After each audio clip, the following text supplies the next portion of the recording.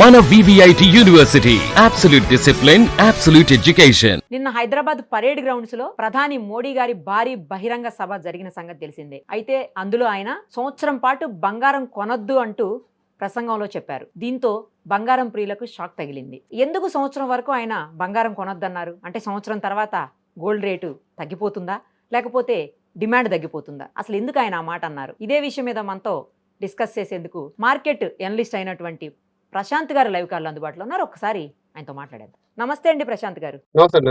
Direct గా ప్రధానమంత్రి అలా అనడం కొంచెం ఆశ్చర్యానికి గురి చేసింది అందరినీ. అందులోనూ బంగారం ప్రియులకు, ముఖ్యంగా మహిళలకు కొంచెం బాధగా అనిపించింది. ఎందుకు సంవత్సరం వరకు బంగారం కొనొద్దు అని చెప్పేసి ఆయన చెప్పారు. అంటే చాలా వస్తువుల విషయంలో చెప్పారు, కొంచెం ఖర్చులు తగ్గించుకోండి అన్నట్టుగా కూడా ఆయన చెప్పారు.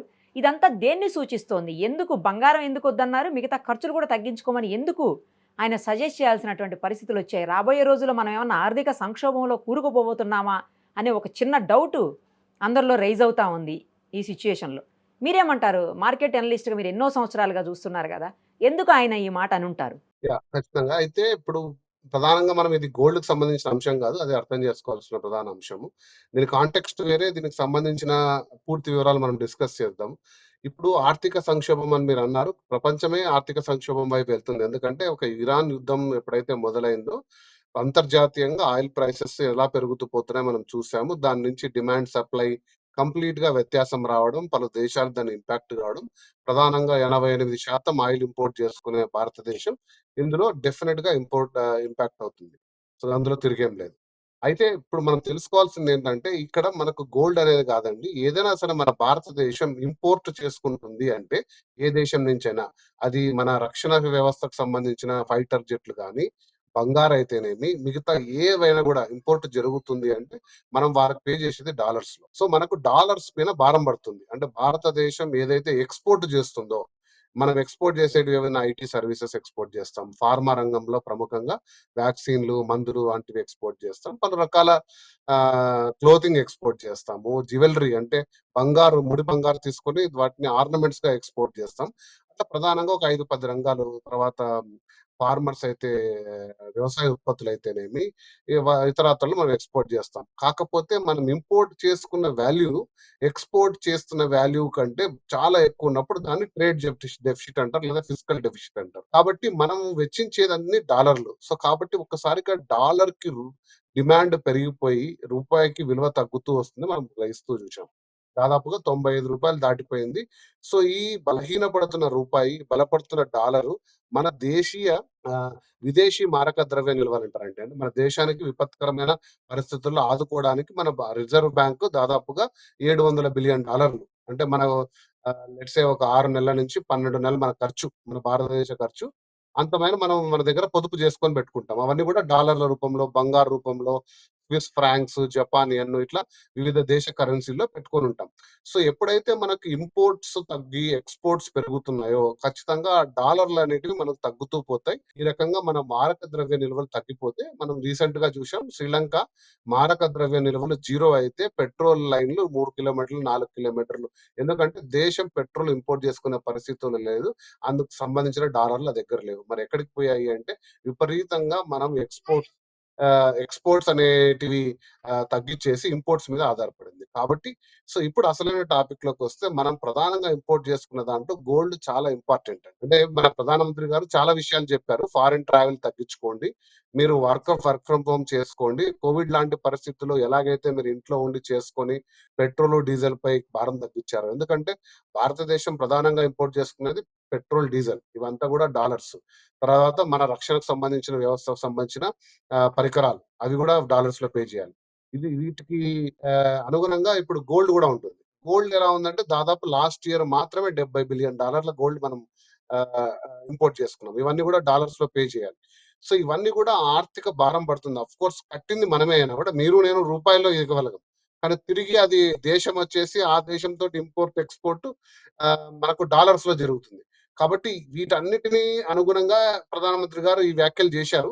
అది ఎంతవరకు ఏంటి అనేది మనం మనం పర్సనల్‌గా నాకొక అభిప్రాయం ఉండొచ్చు, మీకొక అభిప్రాయం ఉండొచ్చు. కానీ దేశం మొత్తం కూడా కొంచెం పొదుపు పాటించండి. మన రూపాయిని బలపడే ప్రయోగం చేయమని చెప్పి చెప్తున్నారు. అదే అందులో జరిగింది.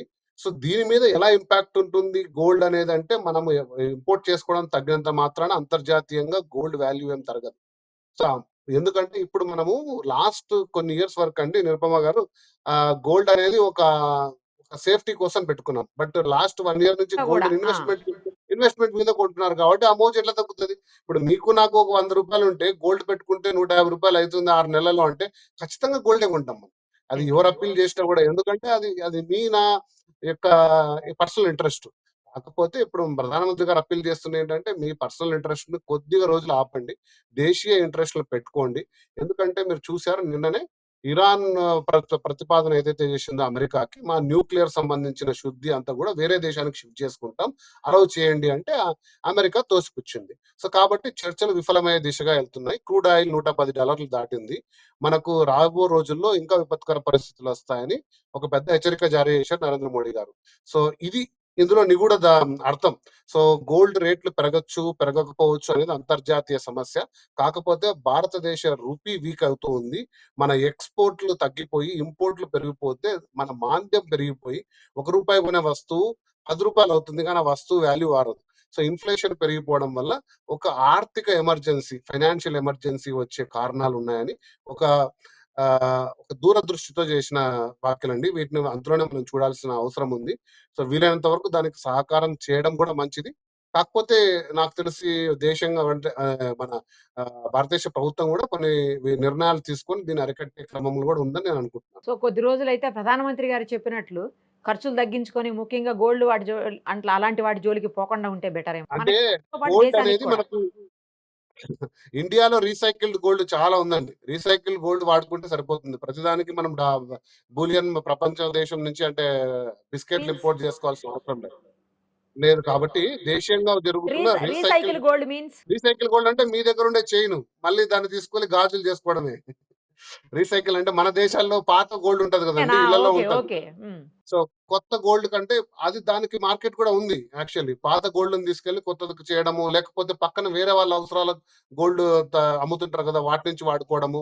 అలా కాకుండా ప్రతీదీ మనం కొత్తది ఇంపోర్ట్ చేసుకోకుండా కొద్దిగా మనం రీసైకిల్డ్ గోల్డ్ మీద ఫోకస్ చేసుకున్నా కూడా బాగుంటుంది. అలాగే అంటే కొద్ది రోజులు మనము మిగతా అంశాలు కూడా చెప్పారు నరేంద్ర మోడీ గారు. అంటే మీరు ఫారిన్ ట్రావెల్స్ చేసినా డాలర్ మీద ఖచ్చితంగా ప్రభావం పడుతుంది. ఫారిన్ ట్రావెల్స్ కొంచెం ఆపుకోండి. మీ హాలిడేస్ కొంచెం ఆపుకోండి. ఇలా కొన్ని చెప్పారు. అందులో ఒక గోల్డ్ అనేది ప్రధానంగా. ఎందుకంటే దాని వాల్యూ దాదాపుగా 70 బిలియన్.